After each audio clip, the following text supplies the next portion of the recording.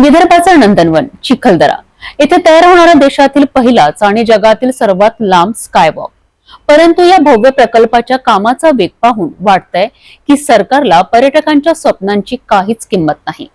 34 कोटींचा प्रकल्प, परंतु काम कासवाच्या गतीने। बघूया सविस्तर माहिती। 100-200 नव्हे, तब्बल 1500 फूट उंचीवरचा स्कायवॉक, संपूर्णपणे काचांचा।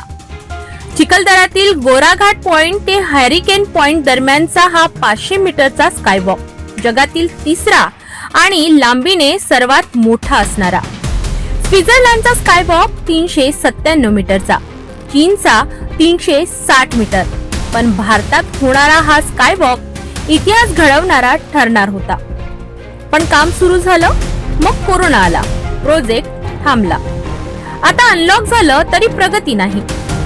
सिडकोचे कार्यकारी अभियंता देवेंद्र जामनेरकर म्हणतात, सर्व काम मार्गी लागले आहेत, पण म्हणजे नक्की काय?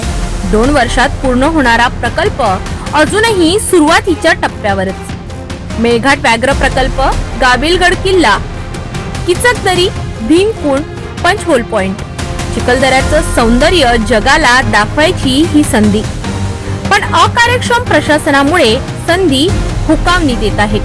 34 कोटी रुपयांच्या या प्रकल्पावर प्रश्नचिन्ह उभं राहते। पैसे कुठे जात आहेत? पर्यटकांची स्वप्न का तुडवली जात आहेत? चिखलदऱ्यातील पर्यटनाचा चेहरा बदलणारा प्रकल्प, परंतु या वेगाने पाहिलं तर तो पूर्ण होईपर्यंत पुढच्या पिढीला वाट पाहावी लागेल। हा फक्त स्कायवॉक नाही, हा संधीचा पूल आहे, आणि जर वेळेत पूर्ण झाला नाही तर तो अपयशाचा नमुनाही ठरेल।